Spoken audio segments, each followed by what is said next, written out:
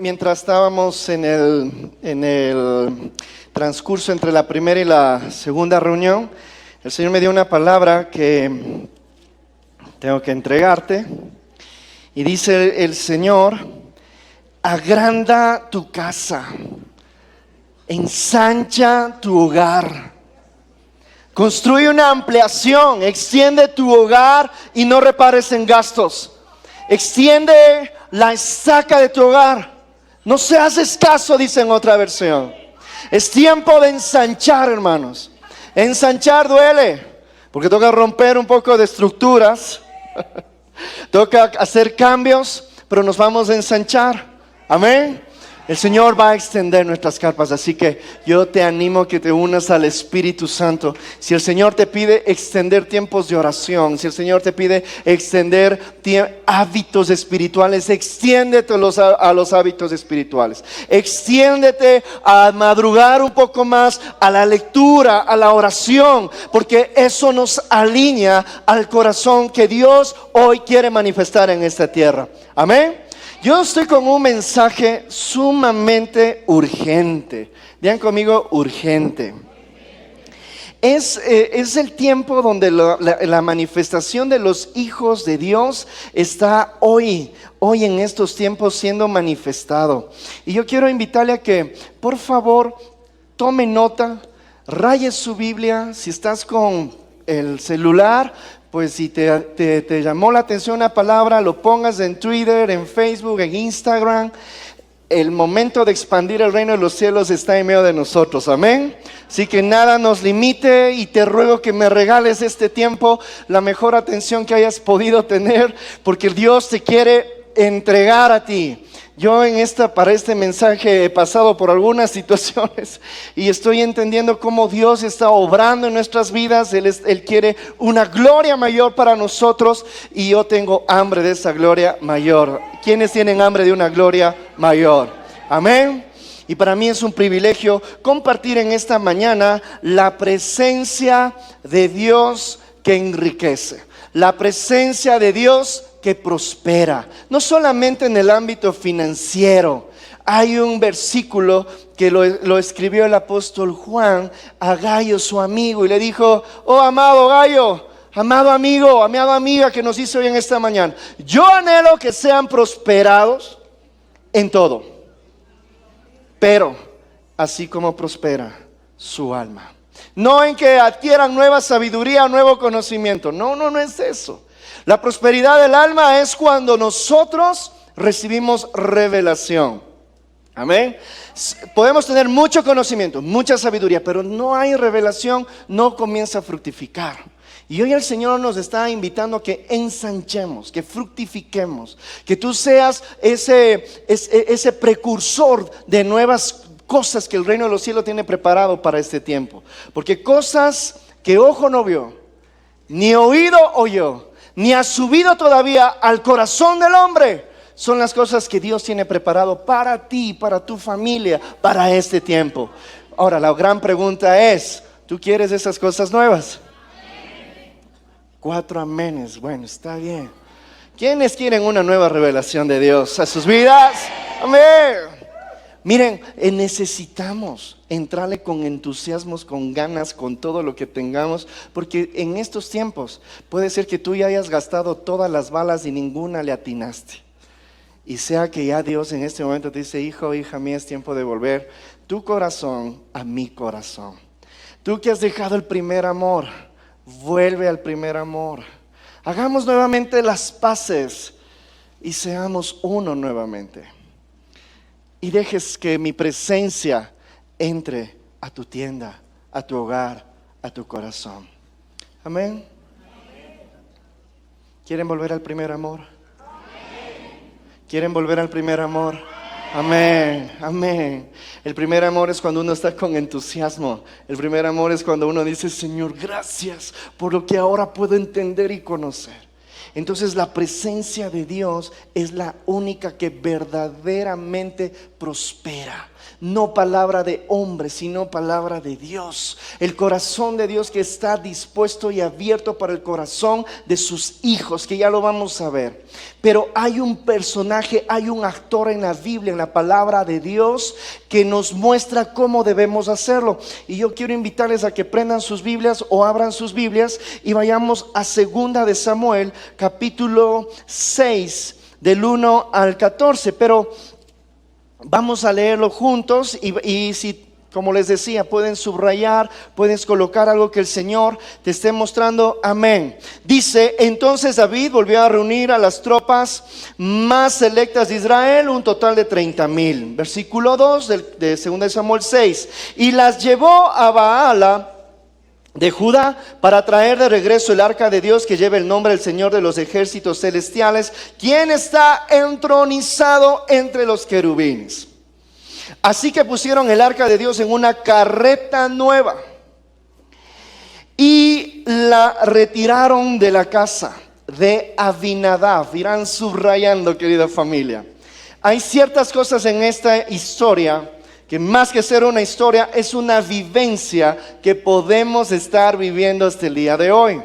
Dice: y la retiraron de la casa de Abinadab, que estaba en una colina. Usa y Ahío, hijos de Abinadab, guiaban la carreta que cargaba el arca de Dios. Ahío, el primer hijo, caminaba delante del arca. David y todo el pueblo de Israel celebraban ante el Señor, entonando canciones y tocando todo tipo de instrumentos musicales: liras, arpas, panderetas, castañuelas y címbalos. Cuando llegaron al campo de trillar de Nacón, los bueyes tropezaron y Usa extendió la mano para sujetar el arca de Dios, porque se iba a caer. Entonces, versículo 7, se encendió el enojo del Señor contra Usa, y Dios lo hirió de muerte debido a lo que hizo. Así fue como Usa murió allí mismo junto al arca de Dios.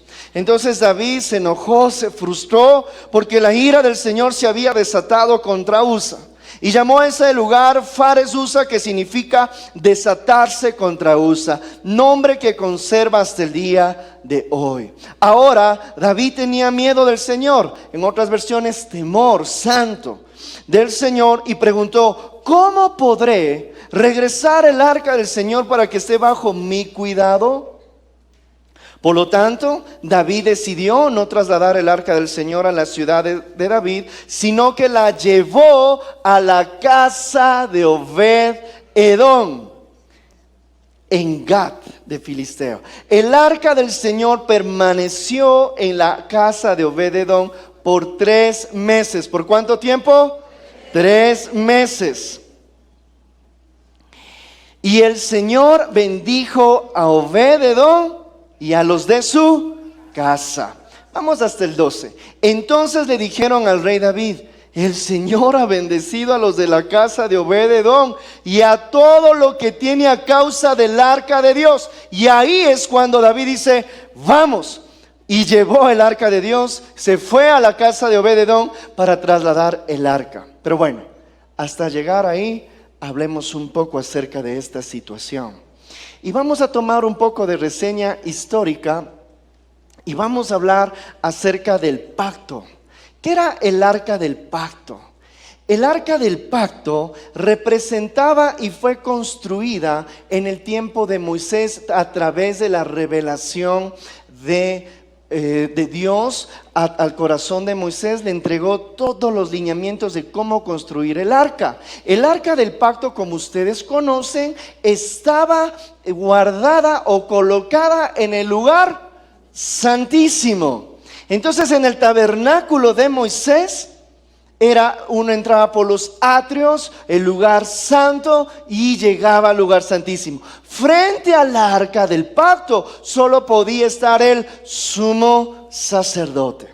Pero bueno, adelantando las líneas de la historia bíblica, hay un momento en la historia cuando Elí, el sumo sacerdote Elí, descendiente de la línea de Aarón, estuvo a cargo como sumo sacerdote del arca del pacto. Y él tuvo a 2 hijos, Ofni y Finés.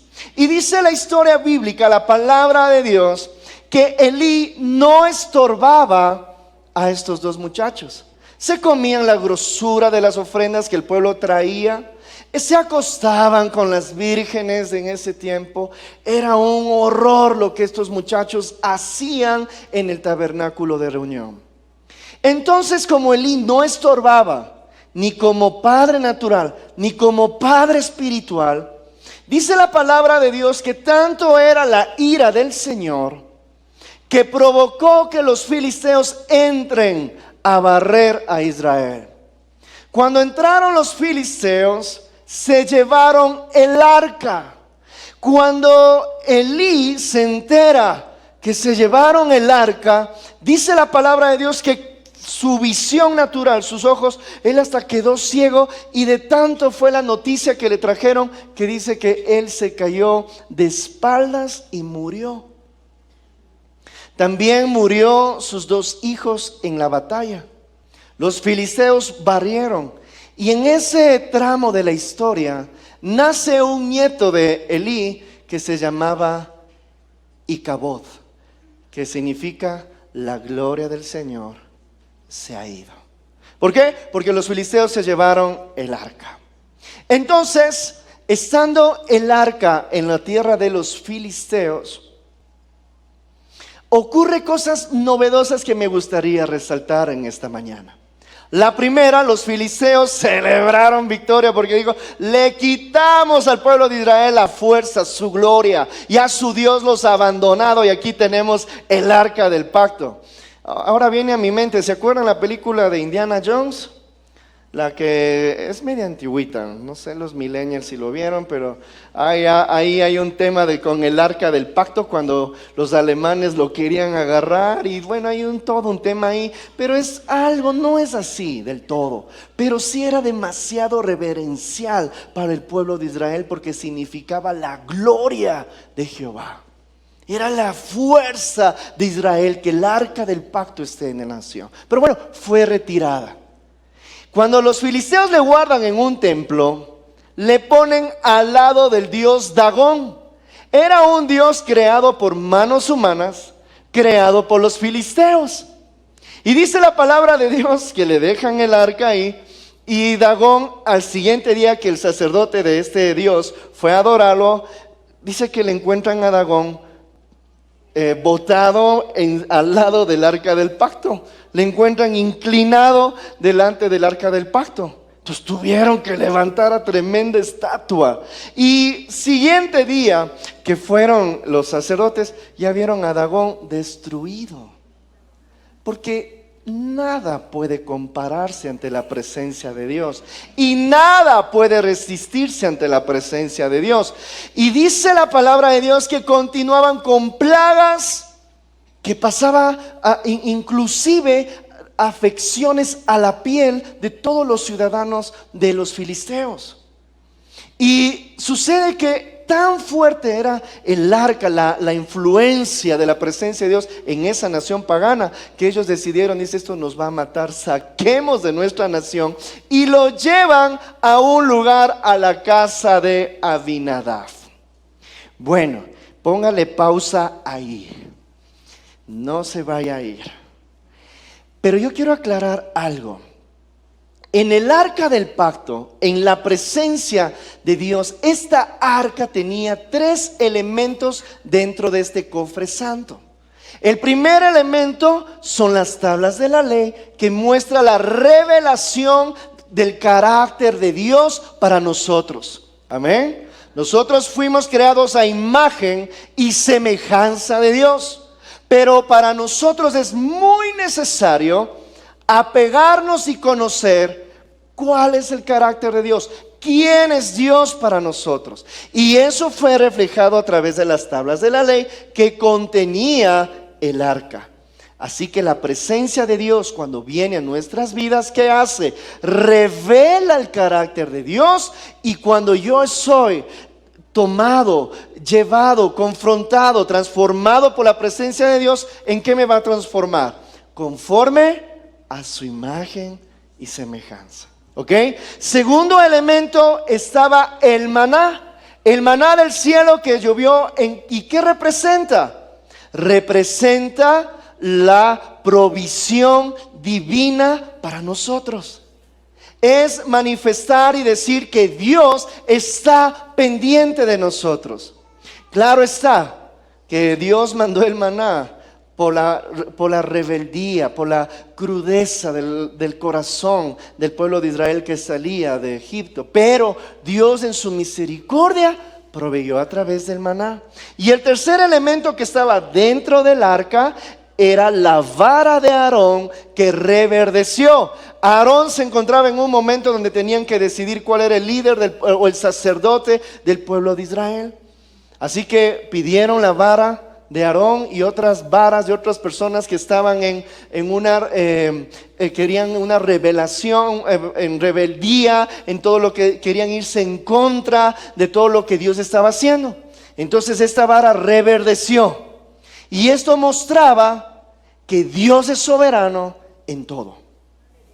Que Él es el Rey de Reyes y que Él sabe a quién coloca y que está en conforme a su protección y da un respaldo divino. Así que tu vara, tu vida reverdece cuando estás bajo la protección de Dios. No importa cuántos ni quiénes se levanten en tu contra. Cuando Dios está contigo, Él respalda quien tú eres. Amén. Amén. Amén. ¿Sí están conmigo? Ok, seguimos avanzando. Ahora, aquí hay algo importante. Si usted regresa a ver, nosotros hemos estado leyendo cómo trasladaron el arca. Y yo quisiera que por favor vayamos al versículo 3 de 2 de Samuel 6. Y dice: así que pusieron el arca de Dios en una carreta nueva y la retiraron de la casa de Abinadab, que estaba en una colina. Ahora, esto es importante entenderlo. El arca de Dios estaba en la casa de Abinadab. Y el protocolo de traslado era bien celoso de parte de Dios. El protocolo del traslado del arca está evidenciado en Números capítulo 4 del 11 al 14. Y ahí Dios describe y cómo hay que trasladar. Y cuando nosotros revisamos eso, que yo quiero dejarle por el factor tiempo, que usted lo pueda revisar, usted va a hallar que Dios dice: por favor, pongan 4 argollas en cada esquina del arca, para que pasen 2 varas, para que lo puedan cargar sobre los hombros. En ningún momento en el protocolo de traslado del arca estaba el llevar en una carreta. Entonces no es que Dios es malo, sino que ignoró ese pequeño detalle y mete la mano porque Él tuvo una buena intención. Entonces, para ser anfitriones de la presencia de Dios, no se trata de buenas intenciones, se trata de un corazón entregado que dice: Señor, ¿cómo a ti te agrada que yo sea un buen anfitrión? ¿Qué actitudes de mi vida no te honran, Señor? ¿Y qué actitudes honran el ser un anfitrión de tu presencia? Entonces esas varas se llevaban ¿en dónde? En los hombros. Ok. ¿Y quiénes podían llevar en el hombro? Los levitas. Ahora, yo quiero decirles algo, querida familia, que a mí me sorprendió, la verdad, por una razón. Abinadab, ¿sabe quién era? Era un levita. Era un levita. Él conocía todo este protocolo y él tampoco advirtió a sus hijos cómo ser buenos anfitriones de la presencia de Dios. Y por eso es que Usa, el hijo de Abinadab, mete la mano y muere. ¿Qué responsabilidad tenemos nosotros como padres y como cabezas de hogar? Nutrir y bendecir a nuestras generaciones que tenemos en casa. Hermanos, nuestra primera responsabilidad son los que tenemos bajo nuestro techo. Hay que entrenarlos, hay que heredar principios que ellos aprendan a vivir bajo la presencia de Dios. No es que mi hijo se va a aburrir. No, no hay esos parámetros. Así se alaba a Dios, así se adora a Dios, y así lo vamos a hacer, hijo o hija. Debes tener reverencia ante Dios, amarlo con todo tu corazón. Hay que enseñar, porque si no, la gloria de Dios puede desaparecer en la vida de ellos. O ellos en el caminar pueden ir perdiendo la sensibilidad por la cual fueron creados. Por eso es que Dios en este agosto de fuego nos alineó, nos puso en su agenda para que tú y yo seamos portadores de su gloria, para mantener el avivamiento en este lugar, en sus casas sobre todo. Porque cuando tú vienes avivado de tu casa a esta casa, el fuego se enciende en un ratito, en un segundo. ¿Por qué? Porque todos estamos comprometidos ante esta gloria. Amén. ¿Quiénes están comprometidos ante la gloria de Dios? Amén. Amén. Miren, y yo quiero que vayamos juntos a Primera de Samuel. Y esto sí es, digan conmigo, ay, ay, ay. Vamos a Primera de Samuel capítulo 7, del 1 al 2. Dice: entonces los hombres de Kiriat Jearim fueron por el arca del Señor, la llevaron a casa de Abinadab, que estaba en las laderas, y comisionaron a su hijo Eleazar para que se encargara de ella. Le pagaron para que cuide. El arca permaneció en Kiriat Jearim mucho tiempo. ¿Cuánto tiempo? 20 años en total. Wow, miren cómo describe la palabra de Dios. ¿Cuánto tiempo estuvo el arca? 20 años en total. No dice 19, casi a los 20. No, 20 años en total. 2 generaciones. Durante ese tiempo, todos los israelitas se lamentaron. Miren esto. Durante todo ese tiempo, todos los israelitas se lamentaron porque parecía que el Señor los había abandonado. Parecía, no los abandonó. Ellos abandonaron al Señor. Sus conciencias durante todo ese tiempo se llenaron de lamento. Y Abinadab era un levita. O sea, él conocía cómo ser un anfitrión de la presencia de Dios. Pero como no aplicaba, parecía que el Señor le había abandonado. En otras palabras, no había manifestación de la presencia de Dios en su vida ni en su hogar. Por eso es que murió Usa. Y la Biblia ya no habla más de Abinadab, sino hasta segunda de Samuel, sobre todo en su descendencia.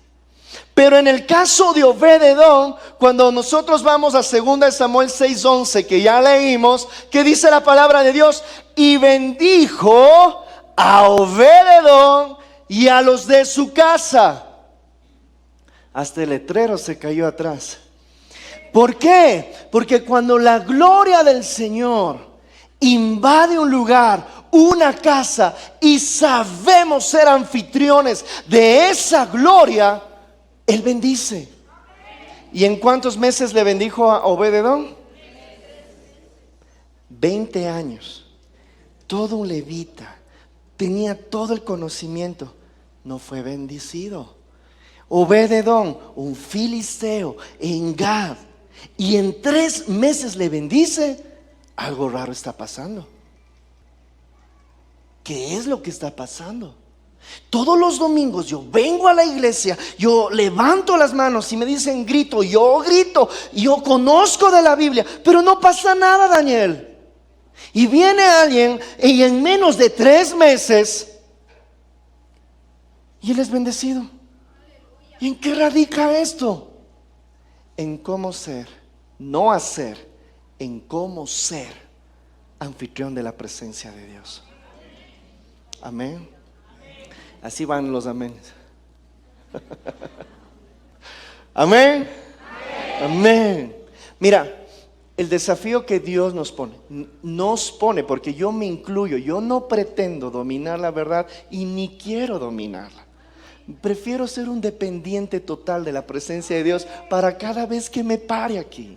No pretendo dominar nada, porque si no mi corazón se llenaría de mucha necedad y me volvería un soberbio y perdería hasta la gloria de Dios.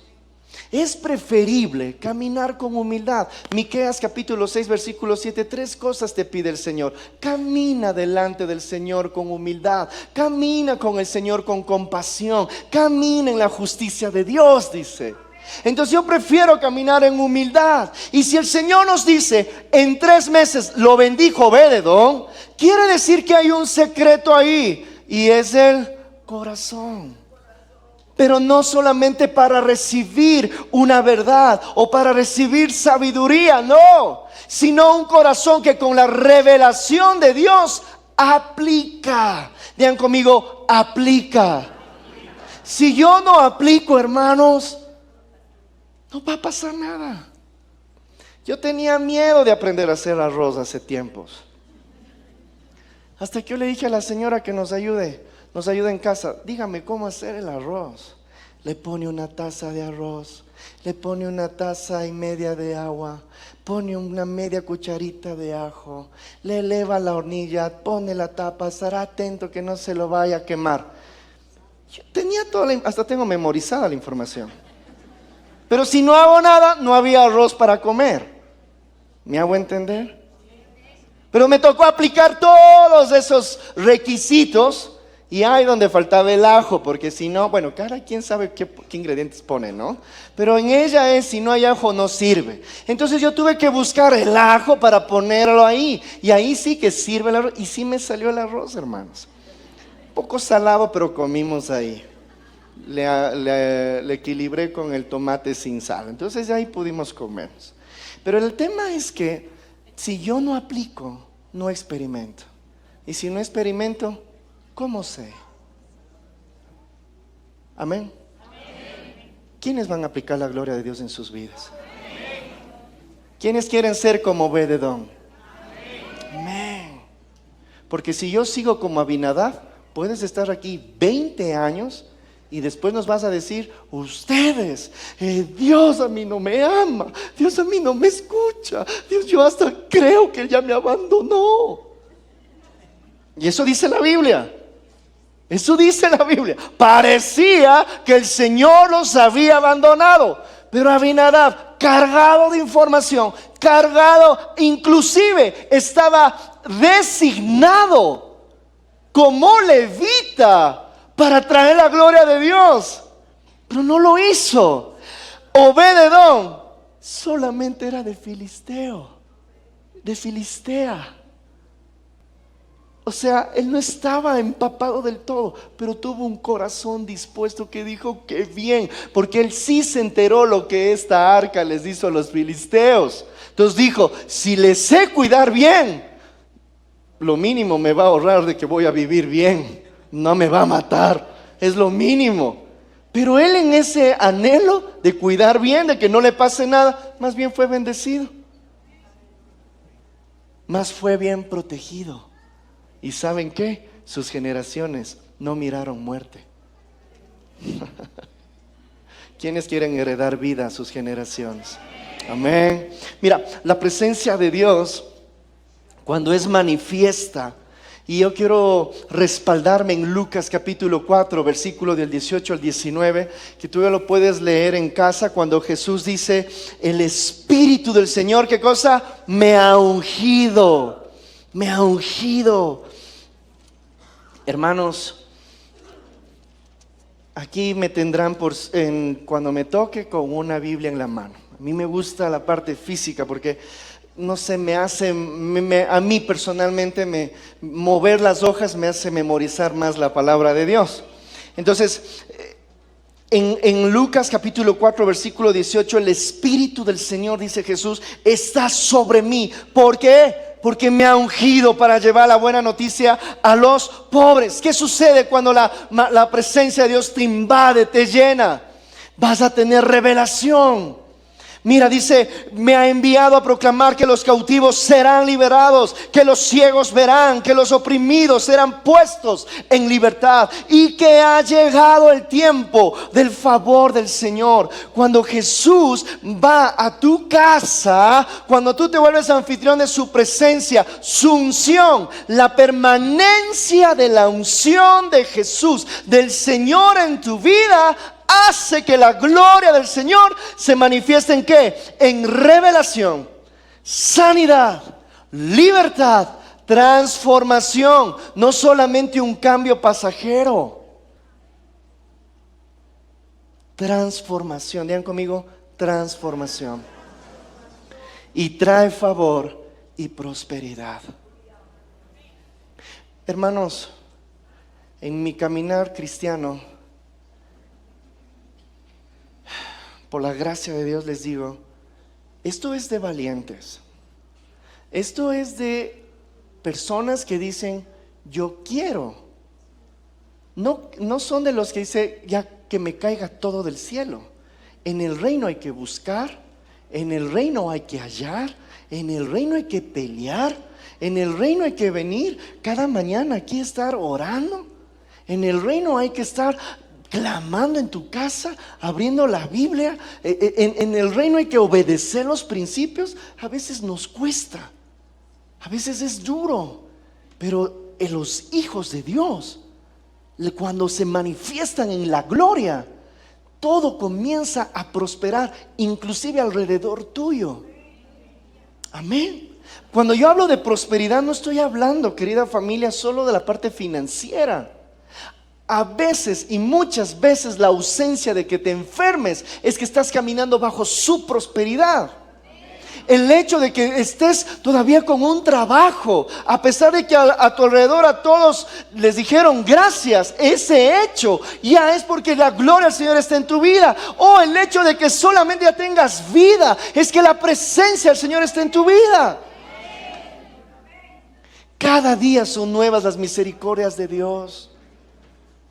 Oh alma mía, no sabes que aún he de alabarle al Señor. ¿Por qué te afliges? David se decía a sí mismo, porque él en su disciplina diaria, él no podía salir sin estar en la presencia de Dios. Y si ustedes miran, el reinado de David perduró. Inclusive en Hechos capítulo 15 dice, y esperamos en estos días que el tabernáculo de David sea reconstruido. Amós también lo declara, y esperamos que en los postreros días el tabernáculo de David se mantenga, se reconstruya. ¿Por qué? Porque llevar una relación como David lo vivió trae trascendencia. Aquí te dejo solamente algo para pensar. Salomón, con toda la sabiduría que Dios le dio, ¿por qué se extravió al final de sus días?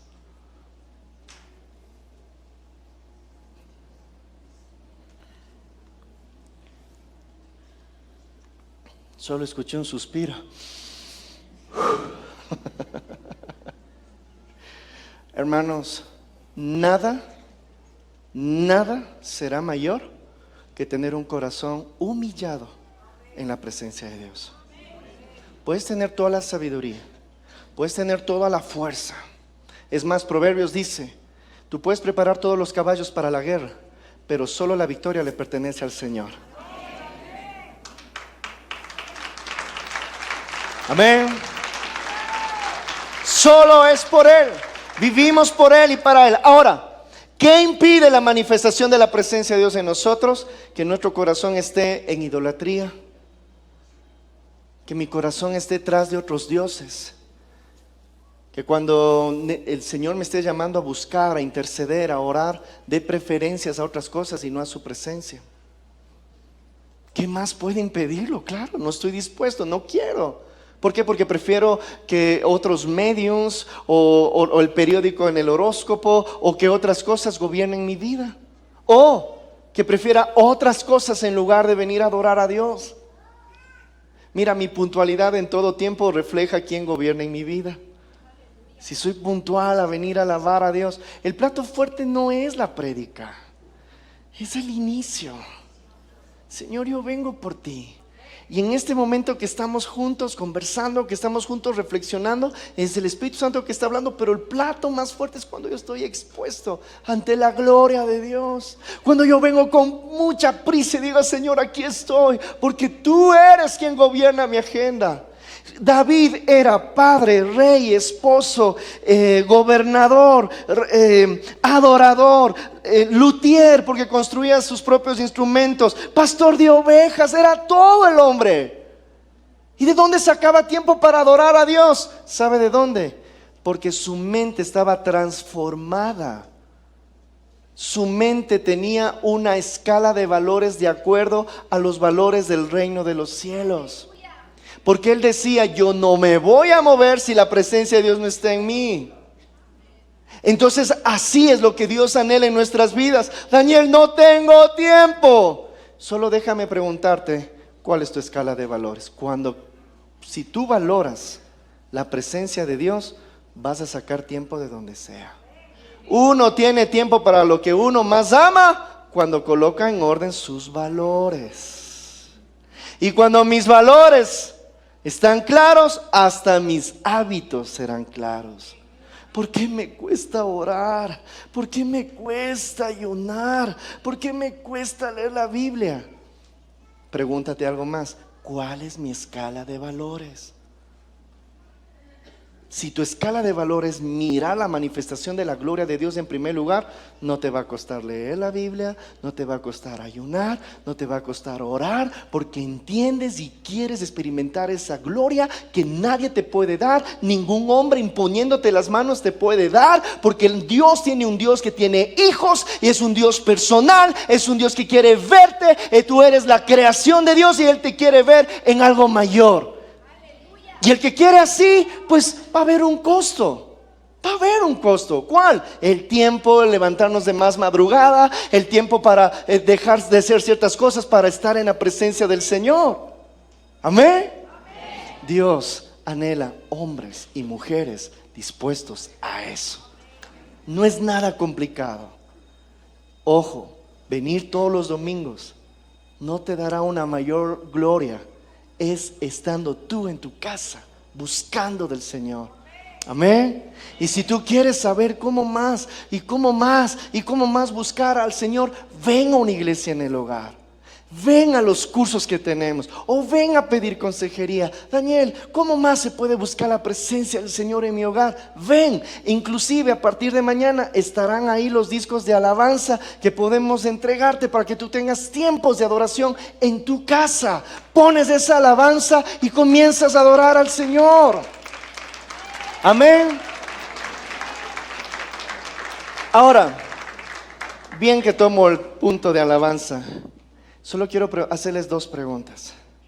¿Qué música, qué sonido está gobernando tu casa? ¿Luis Fonsi o la gloria de Dios? ¿Qué gobierna tu casa? ¿La presencia de Dios o qué presencia? ¿Qué sonido sueltas en la mañana? Pones en la mañana en tu casa. De acuerdo a lo que gobierne, tu vida dará fruto. Amén. Algo que más impide la manifestación de la presencia de Dios es la rebeldía. Esto está en 1 Samuel 15:23. Dios resiste al rebelde, al orgulloso, al que tiene resistencia con las cosas de Dios. No, lo resiste. Aquel que no quiere obedecer, lo resiste. Y es peculiar, hermanos, porque clamamos por la presencia de Dios, pero hay cosas que Dios nos está pidiendo y no lo hacemos. Entonces se vuelve una locura porque no estamos en coherencia. Entonces Dios resiste, pero cuando te alineas completamente a lo que Dios te está pidiendo, cómo actuar y cómo hacer, entonces veremos una manifestación de su presencia. Y en tercer lugar, la incredulidad. Juan capítulo 14 versículo 32 y Hebreos 3:12 habla y dice: mira,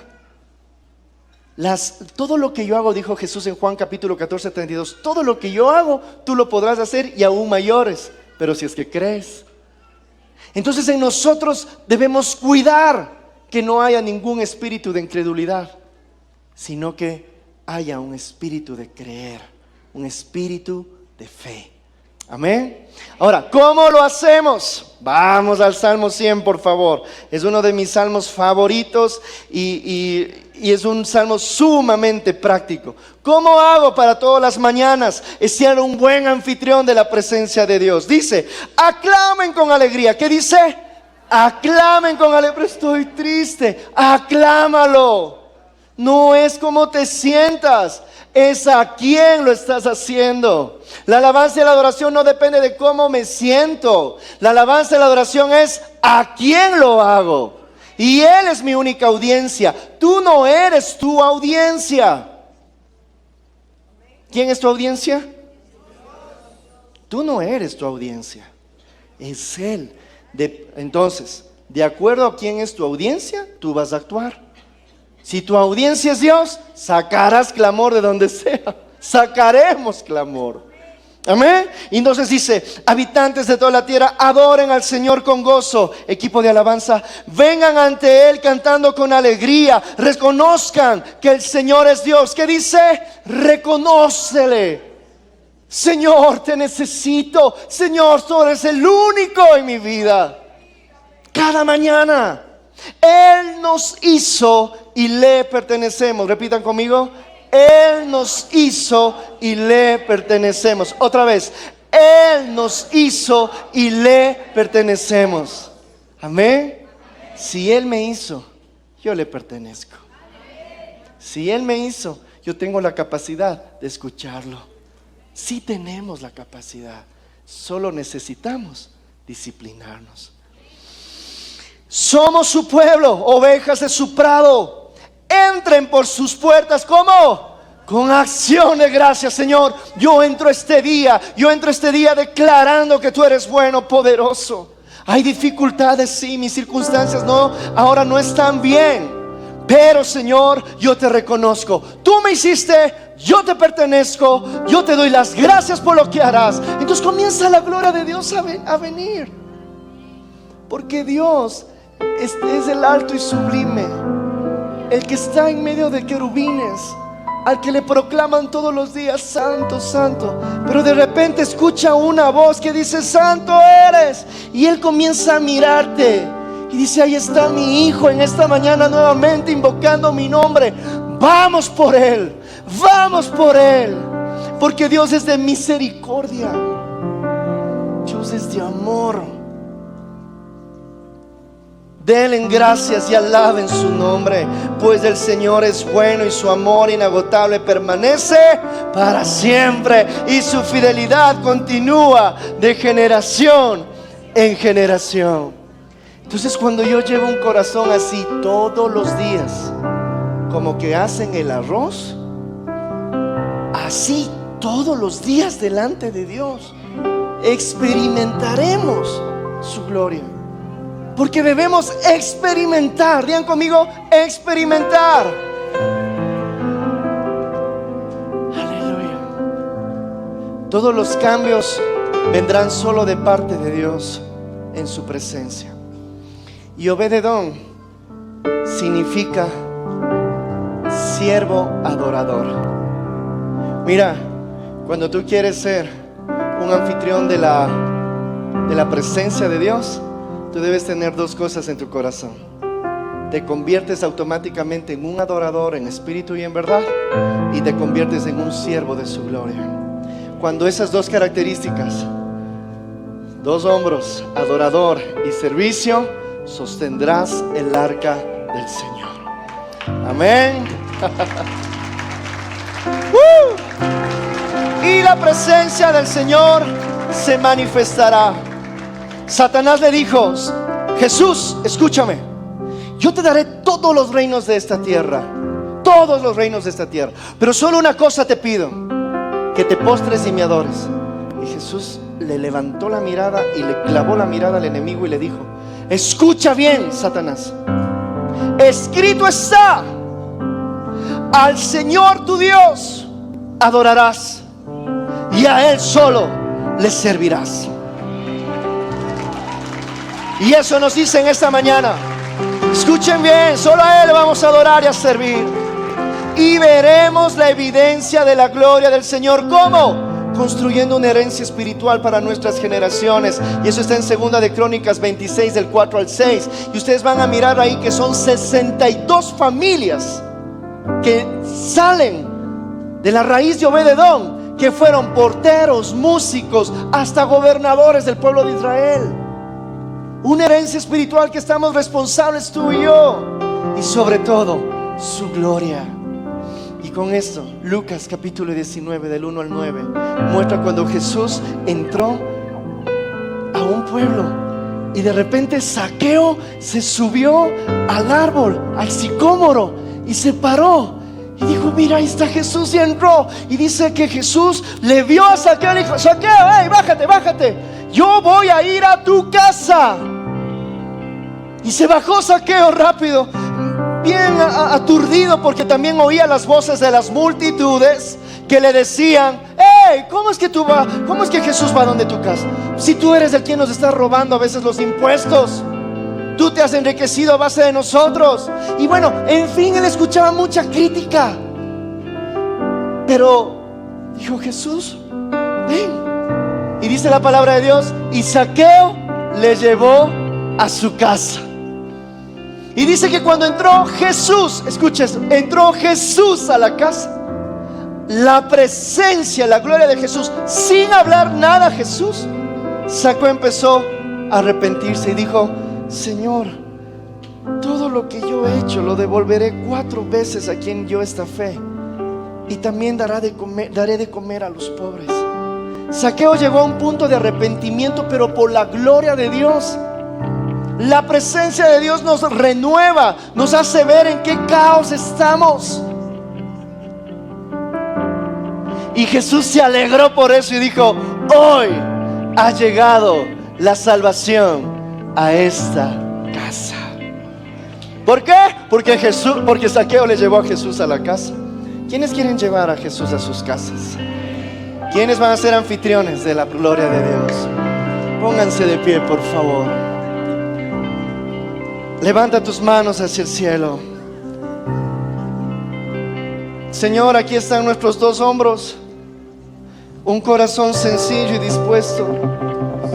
Nos arrepentimos, Señor, de nuestros pecados. Apelamos a tu gracia, Señor, a tu capacidad para poder responder ante tu gloria. Danos las acciones pertinentes y un corazón dispuesto a aplicarlo, Señor, para que nuestro hogar sea anfitriona de tu gloria. Y vamos a levantar un aleluya, Señor. Vamos a levantar un aleluya. Levanta tus manos hacia el cielo y digámoslo: levanto un aleluya. Con el enemigo frente a mí, dígalo fuerte: levanto un aleluya, tan fuerte que no hay duda en mí. Levanto un aleluya, mi arma es la canción en mí. Esa es nuestra arma. Levanto un aleluya, el cielo peleará por mí. Amén.